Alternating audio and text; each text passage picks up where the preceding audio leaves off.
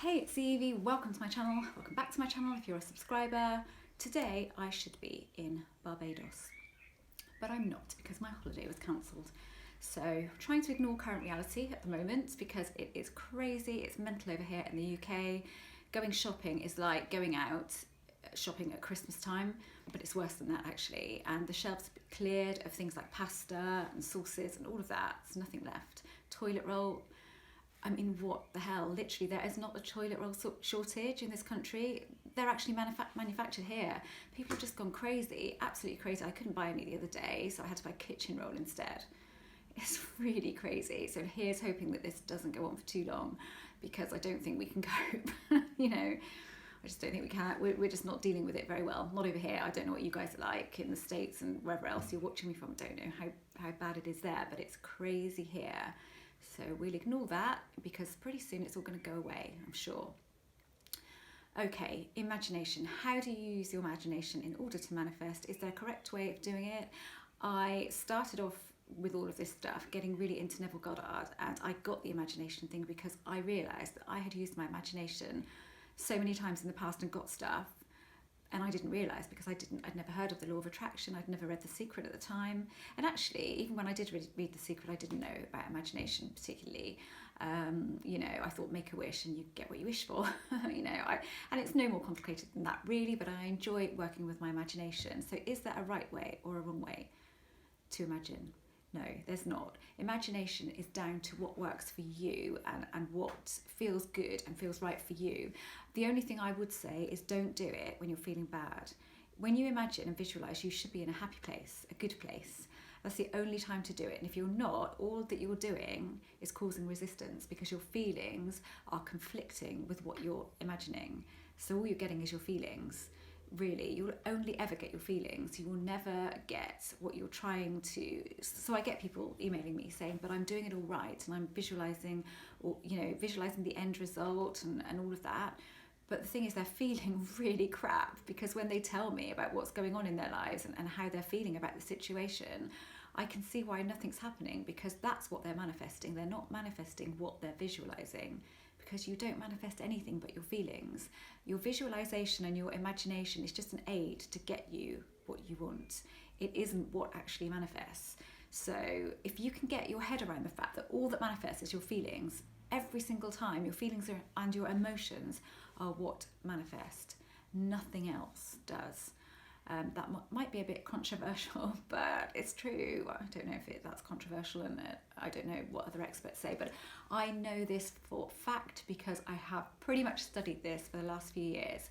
And the last 2 years, when I've got really good at it, I've made note of everything that's happened just for fun, really, and just to see what works and what doesn't work. And I can come back to every single time I've manifested something, it's a feeling. And sometimes it's a spontaneous feeling, a really spontaneous feeling that I've had that has caused a situation to occur. And I haven't even intended that, but I've made a note of it so that I know what's going on here. Well, I don't know what's going on, but I sort of know what's going on. I know what works and what doesn't work, but I don't know what this is. So the only thing you need to worry about with your imagination is, can you feel when you're imagining, when you're visualizing? If you're just having a daydream and there's no feeling involved, then that won't manifest. By feeling, I mean emotion and feeling, but I also mean touch. If you're visualizing in the third person, that doesn't matter. I've done that tons of times and manifested. Some experts will say, if you visualize in the third person, you won't get, but that's not true. It all comes down to the feeling at the end of the day and nothing else. Third person, first person, just feeling, just shadows, whatever. Some people can't see in pictures, they have aphantasia. So, how does that work then? It doesn't matter. It's what works for you and what feels good for you. So don't try to force visualizing in a certain way. Don't try to force yourself to visualize in first person. If you're struggling to do it, just go back to doing third person. Doesn't matter, really doesn't matter. The thing is with this stuff, you can get hung up on the minutiae, the tiny little points that don't matter a bit. It all comes down to feeling at the end of the day. So when you visualize and imagine, as long as you're getting the feeling, then that's all that you need to be doing. You don't need to be worrying about how you're doing it and stressing about that, because that just takes the fun out of it. And this should all be fun. If you can do this for fun, the best thing to do is look at the position that you're in now, and okay, you want to be in a different position. Maybe you want to be with that specific person, you're not with them at the moment. but you're okay. You know, you're okay as you are, by yourself. You don't need them. You don't need anybody to get on in life. You really don't. All you need is you, and you need to be feeling good. And if you can get to a point of feeling good, you don't need anything. So you're at this point now, you're not any worse off. So imagine, have fun with it, and think to yourself, wow, this could happen now. And just sort of see it like that, and don't see it as, I've got to make this happen, I've got to make this happen, I've got to visualise in a certain way in order to make this happen, because you are building a ton of resistance and it won't happen. So let's say that you want a certain outcome, you want to work for a certain company, and you've got that in your head, you want to work for that company and nothing else will matter. Now, I'll tell you a story here. I like telling stories, don't I? I used to want to work when I was younger, and I wanted to work for a publishing company that's based in Bath, and I didn't think there was any way that I would ever. I didn't really sort of daydream about working there because I intended to work there, because I didn't think I had any chance of working there really, because I didn't really get any qualifications much at school. I didn't really bother at school, and so I hadn't particularly done that well, and I thought, well, I just didn't even enter my head that there was a chance that I would ever get a job there. But I always thought it'd be pretty cool to work there. Oh, I'd like to work there, it'd be pretty cool. You know, it was just a daydreamy sort of thing, really was. And I was getting the feeling of working there. I didn't think too much about it. And I probably did this on and off now and again, but not in order to manifest, just because I thought it was cool, and I would see people going to work there and I think, oh, that would be so cool to work there. That's all I thought. And then funnily enough, I left a job that I really didn't like, and I ended up and I wasn't working for a while, and I ended up taking a job in a shop that I had said that I would never work. And I used to walk past this shop and see the queues of people at the front till, because it was like a newsagent. It was a great big, it was called John Menzies, and it was just a huge newsagents really. They did books and all sorts of things. But I used to say to myself, God, you know, I would hate to work on that front till. I would absolutely hate to do that. That would be my worst job. And that's exactly where I ended up working. I'm not kidding you, on that front till, because I didn't have a job at the time. I needed the money, and I knew somebody that worked there, a young person. I was young at the time, and somebody that worked there on Saturdays, and she got me an interview and I got the job. And I just could not believe it. And I was there at the front till one day thinking, this is the job that I said that I would, but I obviously had a feeling about that job, and I ended up working there. Actually, I loved working there. It was so much fun. I was young and it didn't matter. I wasn't that career minded at the time, and I just had made some really good friends there that I'm still friends with now. It was brilliant, but I didn't intend to stay there, and I thought, I'm not going to be here for a year, because I didn't know what I wanted to do, but I wasn't going to be there.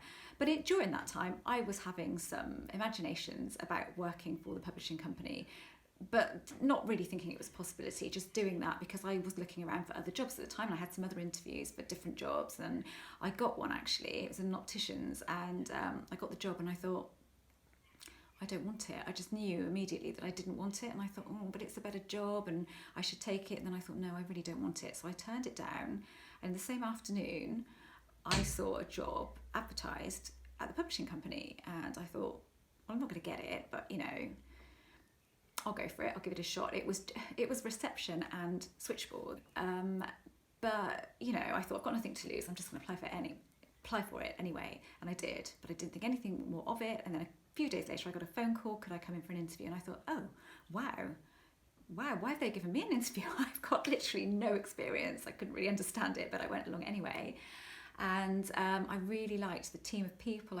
I loved it there. I just loved the atmosphere there. And actually, I tell you how I got the interview, because somebody that I had known, didn't know that well, was talking to the woman that ran the department, and then she was showing her the applications, and she saw me and she said, oh, I know her. Oh yeah, she's really nice. I don't know why she said I was really nice, because I didn't think she liked me all that much, but clearly I was wrong. Oh yeah, give her an interview. So I got the interview because of her, actually. Thanks, Tamara. So that was great, but I didn't get the job. A few days later, I got a phone call. I got a letter to say I hadn't got the job, and I was gutted, but I didn't really expect to get it. So I was gutted, and I thought, okay, fair enough. That's just not going to happen. Forgot all about it. 2 days later, I got a phone call at home saying, actually, it turned out that somebody was going off on maternity leave. Would I be prepared to work there for 6 months? And I was young. I think I was 23 at the time, so I didn't care about, the future or what might happen after that 6 months. I just jumped at the chance, really. So I took the job, and I worked there for 4 years, and I went from that department, I went on to administration, then I went to work for the music department, and then I went to work for marketing department. I had such good fun working there, and didn't think anything of it at the time that I had manifested it, but now I know that I manifested that. I manifested the girl that knew me, Tamara, whose name I keep mentioning. I manifested her being, she was there in the room at the time with the woman that interviewed me, and she happened to see my application, so interview her. So I did manifest it, and that was sort of a daydream. But you see, I do think with a lot of emotion. I always have done. I'm quite emotional, really. So I think, I manifested it, and that's that. But I did it with absolutely no resistance, so I wasn't trying to force it. So what I'm trying to say here is, if you're forcing something with a view to a certain outcome, it's quite difficult to do that and to allow that to happen, because you're waiting for it. You almost have to do it as, wouldn't it be lovely if? And then think to yourself, but even if you think, oh, that probably won't happen, doesn't matter. That's great, actually, because you're releasing some resistance there. That's not a bad thing to say, oh, it might not happen, it probably won't happen. It's not a negative. Anything that releases resistance is good. It doesn't mean that you're telling the universe that you don't want it to happen. Quite the opposite. You're just allowing that to happen then, and then it will happen spontaneously. So you see, I'm not telling you how to imagine, because nobody can tell you how to imagine. You imagine the way that you imagine. It's all down to you and what works for you. Feeling is really key. If you've got that feeling going when you're imagining, it doesn't matter how you do it. So don't stress that you're doing it wrong, and try hard to do it a certain way, because you don't need to. But it's great for manifestation when you do it just for fun, and then you let it go.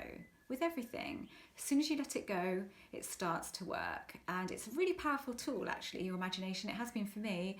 It's been what's changed, that in conjunction with me knowing what's going on here, it's really helped to change my life. And it works for me as a manifestation tool. It probably is the best one for me, because I love imagining stuff. I love imagining possibilities, and then letting that possibility come to me.